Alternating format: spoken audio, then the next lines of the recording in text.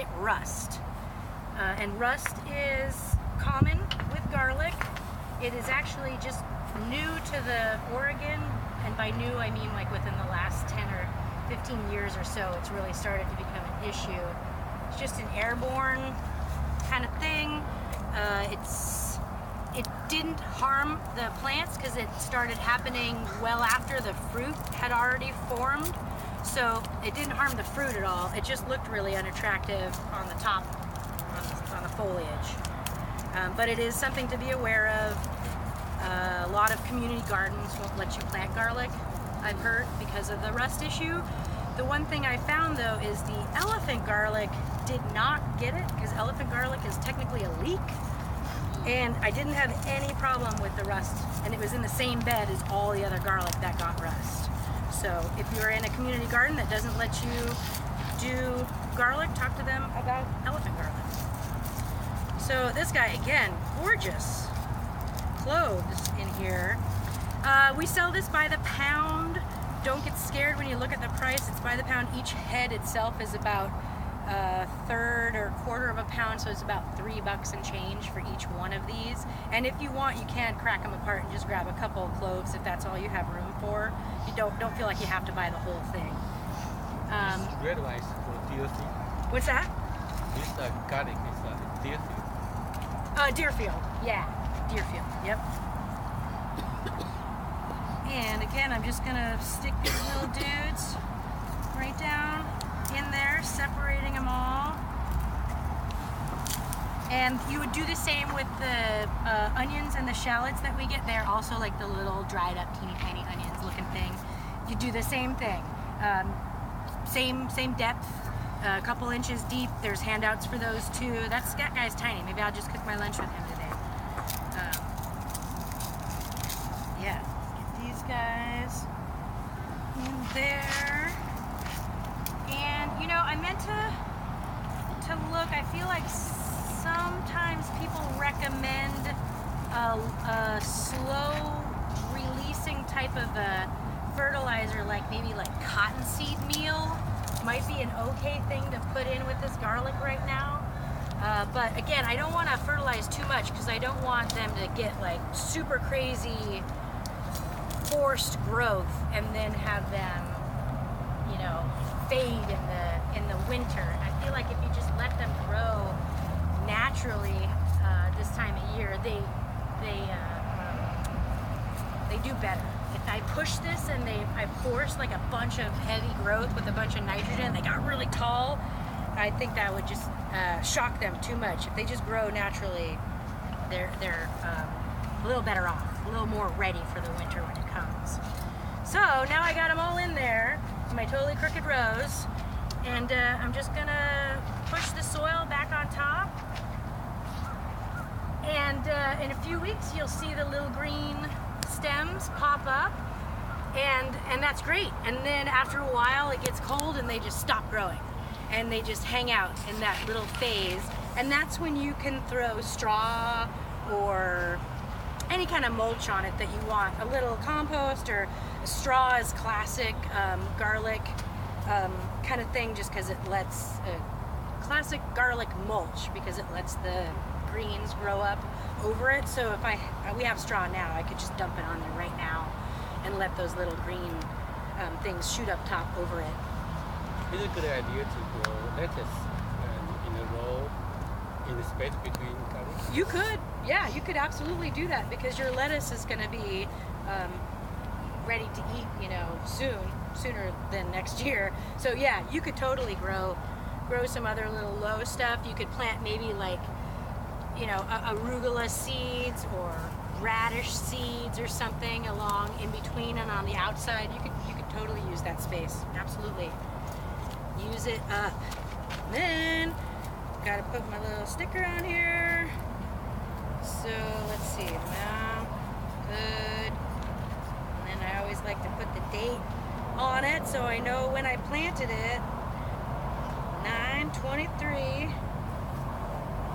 And then give that a little so I know roughly where my row starts there. And then Deerfield. And that way I know when I planted them, you know, I can go, oh look, I planted them 10 days ago and they're already sprouting, or yeah, it's just fun. I like to always write the date on there. Yeah, any questions about that?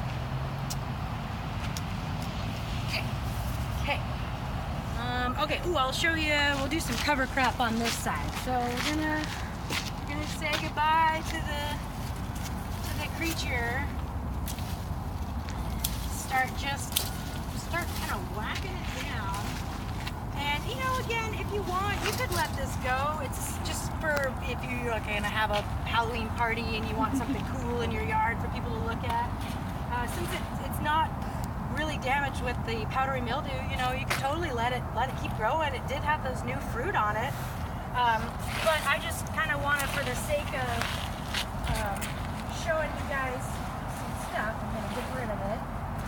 Here's another crazy little dude. So they always start off real weird and interesting,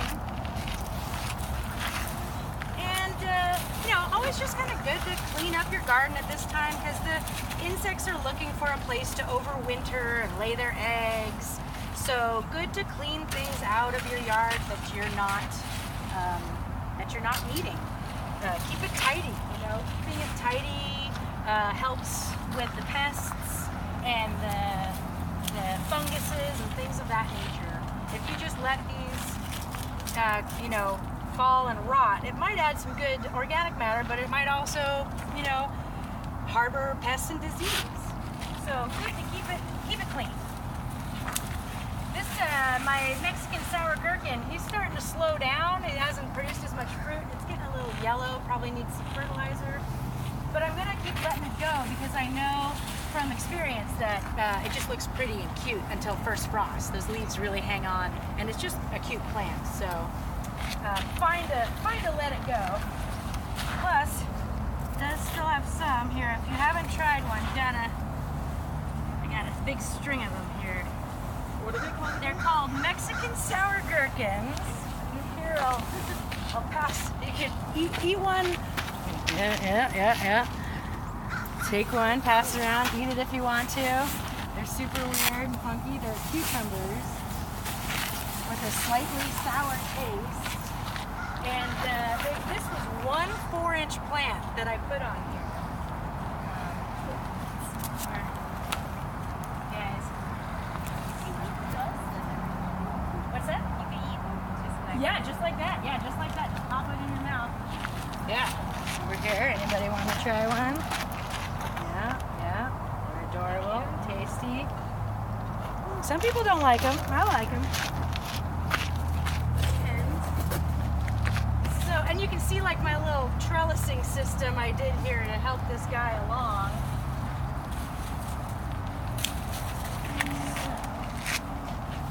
And everything. So funny. Ta-da! This just cracks me up every single time. Alright, this guy's winding his way through my aca fields here. Would that type of trellis work well for butternut squash? Probably. No, as long as you use like a hardcore. Yeah. I did string last year, and across the top over there in that bed, and boy, it collapsed. If I had beans growing on it, it totally collapsed. So definitely make sure that you've got something like this that's in 2 spots, like screwed in 2 spots, and then use like that wire. But yeah, would totally work. I didn't trellis this year. I mean, they all got eaten. What kind of wire is that? You know, I don't know. It's just some wire. My coworker actually set this up a couple years ago, and he found it.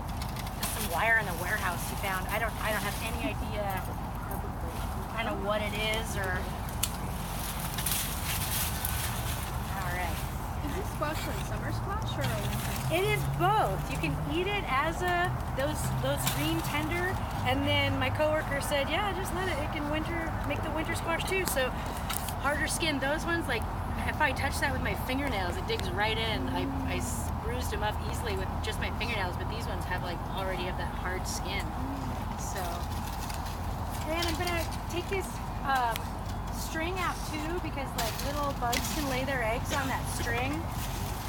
So you definitely wanna clean all that stuff up out of your beds. It's the base of that thing. Always interesting just to see how things, you're like, started this from this tiny little 4-inch plant. Now it's this huge big thing. All right. Okay. So yeah, you know, I mean, this guy was still going to town here. He was still putting out a bunch. He really stopped during that heat wave. I didn't see any new fruit, and then it cooled down again, and it really started producing. So, you know, in theory, I could have just really let this go, but I want the space. I wanna show you more techniques. Cleaning them out. So, yay, all clear. This was a cilantro that I let bolt just to see what happened, and now I have coriander seeds at home, which I still haven't used yet. And my little Mexican gherkin is just like, I'll grow on that, sure. Give him a little. All right, so I just kind of like, dig around. I pull this kind of stuff out like that. Again, you can leave it like organic matter, but I kind of like to clean stuff like that out, just to make sure I'm not harboring any pests and disease. Give it just a little, kind of smooth it out. The soil still looks fantastic. These guys hanging out. Yeah, that's the, if you want to pass that around, that's actually the squash that I just pulled out. So, yeah, it's looking good. That soil just still looks really good. Run for your life, little daddy long legs. Oh, thanks. Okay. So I was gonna show you cover crop. I'm just gonna do a little cover crop in this section here, just to show you how that's done. And it's a fine time to be doing that. We have a lot of different cover crops. The clover is what I'm gonna put in, and that's great nutrient wise, and it's not, you know, it's not going to take over your yard, so don't worry about that. The fava bean is an option, and then we have one called the Garden Way Mix, and it has some grasses and some legumes. So the grasses provide a good root system, so when we get the rain, it doesn't pound down that soil so much. And then the fava beans, they're nitrogen fixers, and you'll actually see when you pull those up, you can see the little nodules of nitrogen right there on the root zone. So they're really good. I picked the clover just because, I don't know, because it's a good one. Because it's a good one. There was a lot of it in the bin, so I picked it. And it's just, it's all in the bulk section. And it's just these little clover seeds here, and I'm literally just going to, quite literally, salt and pepper it just all on here like this. And this just is a good way to tuck your bed in for this season. It keeps, like I said, the soil from just getting pounded down during our OSHA does not approve of this move I'm doing right here. It's very bad for your back. It's very much in the red zone. Don't do that. Walk around to the other side of your bed. Just keeps your soil healthy throughout the winter. And you want to make sure in the spring, hopefully y'all will be here in my class, but I'll show you in the spring, like around February, I just come in with a pair of loppers and I mow it down. I let it fall, and then I add a little bit of compost on top, and it burns it away. It creates organic matter. You don't have to like dig it up and take it out. Just lop it down, cover it with a couple inches of soil, and you're good to go. And then you've got great new soil ready for spring. And I do that a few weeks before I start planting. So, ta-da! Cover crop planted. Kind of want to make sure you got everything kind of evenly covered. I'm not even going to cover these seeds. I mean, I will with a cloth, but not with soil. You could if you have a little bag of compost or something lying around. You could throw it down on top to keep it moist, keep birds off. But I'm going to use a frost cloth, my frost blanket trick. Hopefully it'll work better than it did with the lettuce. So, this guy here. This one is the heavy one still, so I might swap this out after class for one of the thinner ones because I just feel like the water gets through it a lot better. Lay it down like this. Oh, and I should have brought out, we actually sell these, they're called landscape pins. It's like a big staple, and that's, I think, what I'm going to try to use that instead of the putting it up here technique. I'm going to try like I do at home, where it's still level on right on the soil, and then you can use the landscape pins to hold it into place.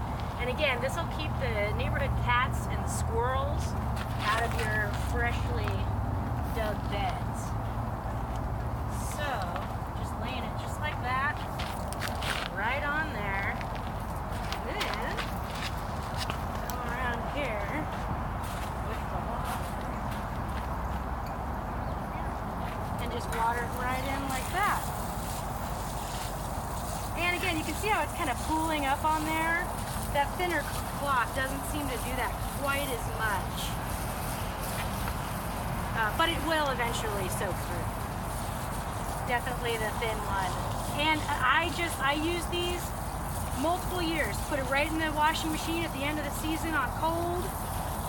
And it's a great multi-use piece of equipment for your garden because you can use it as frost cloth in the spring and the winter when it's cold to extend your season, to keep your plants warm.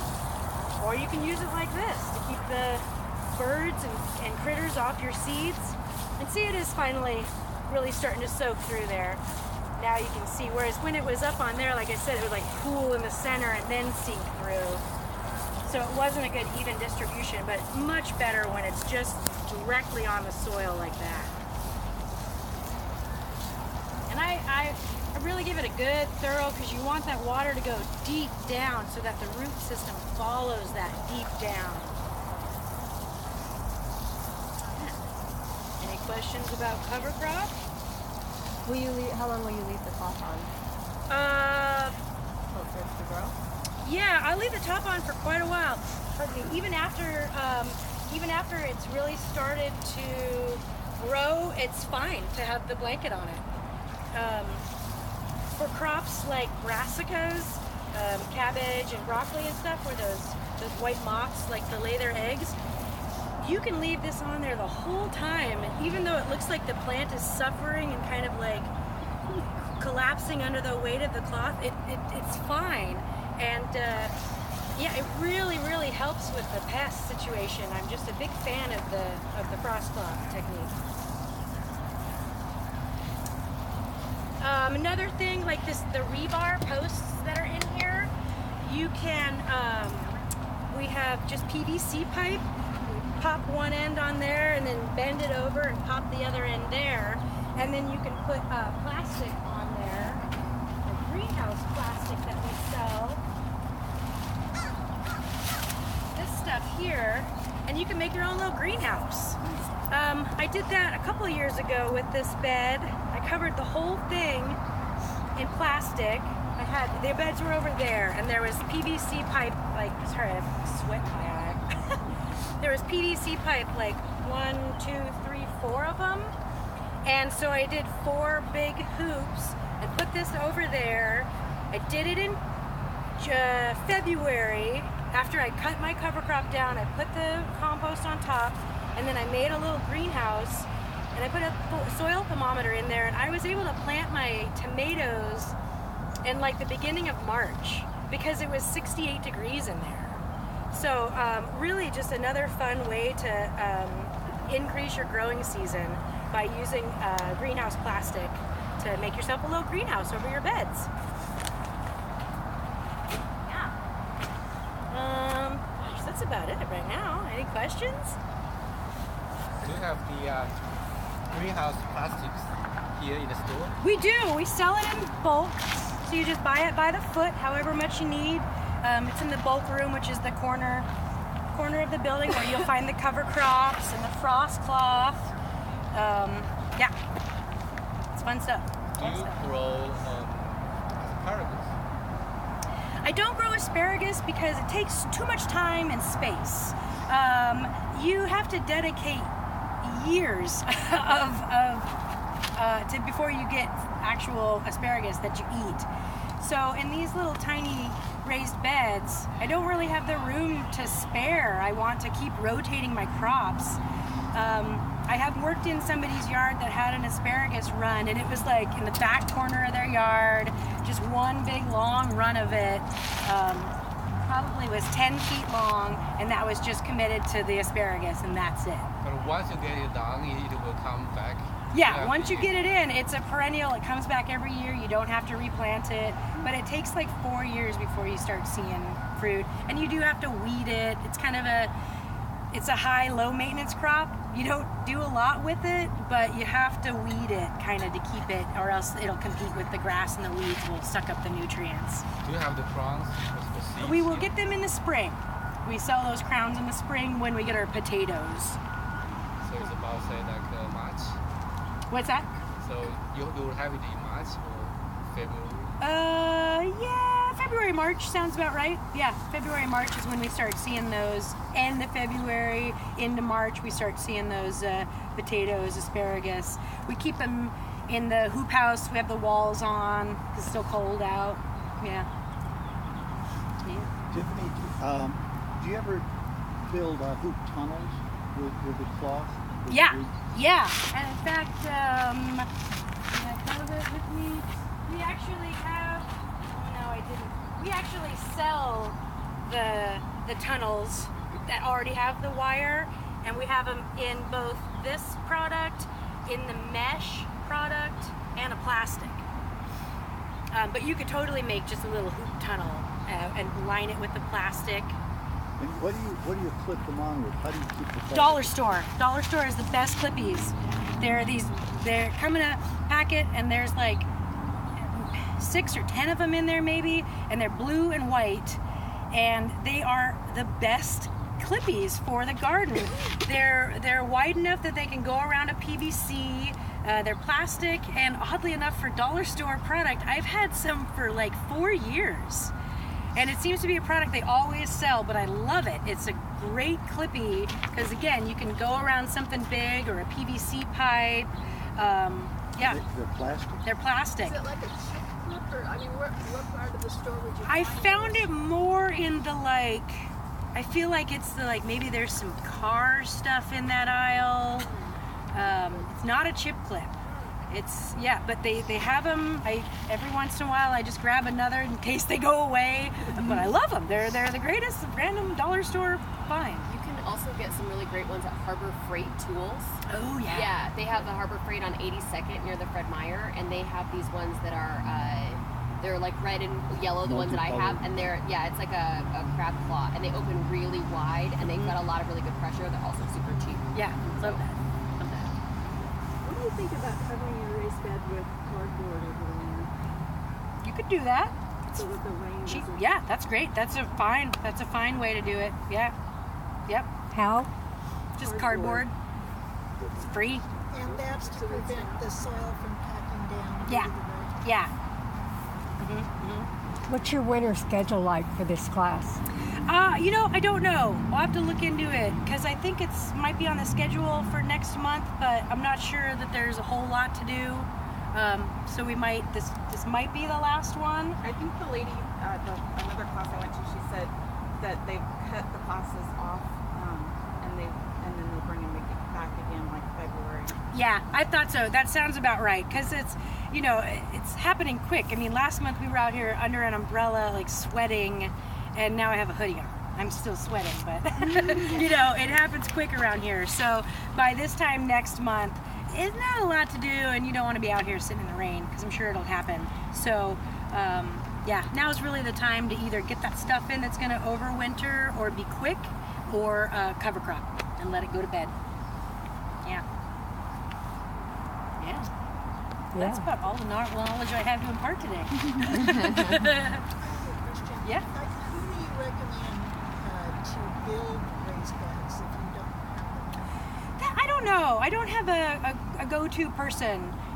In my house, I don't do raised beds. I just have, which I always say, they look like graves. Because just over the years, as I add soil, they have raised up, so they're about yay. I always want to take a picture and bring it in, but they just taking a picture of dirt. It just doesn't read. You know, the pictures, you're like, yeah, that's just dirt. But they are raised up to like yay, because I just keep adding every year a little bit of more compost. So they are raised. So you don't necessarily need something like this. Pretty, and it helps with your back. You know, you can sit here and garden easier than when you're on your knees. So you don't have to do it, and I don't know a person, but I bet, you know, Craigslist probably would be good. There's a fellow that does classes here. He's doing one later this month. Maybe I think it's this month.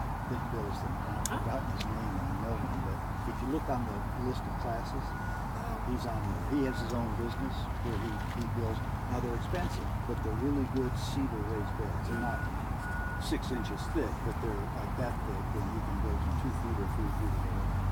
Portland Edible, I think, is one of them. That's that's his business. What is it? I'm trying to think. Portland Edible.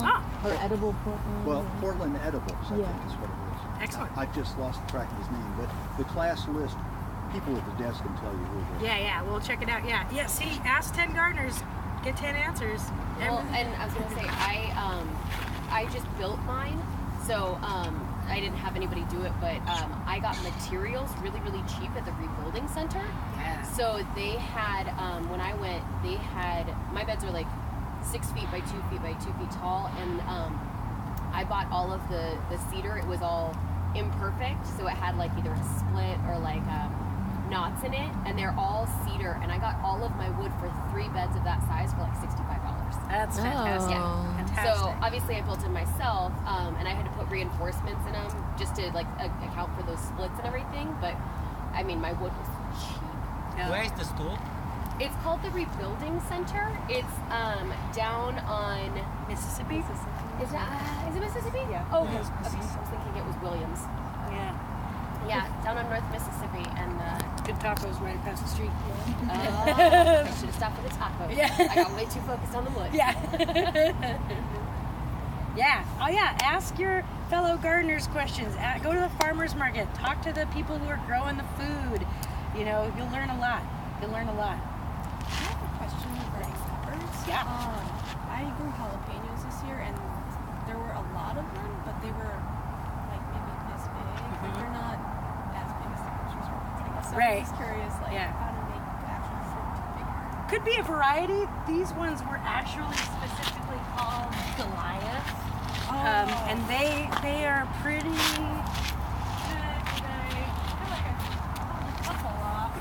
Earlier. Oh yeah, and these were actually smaller.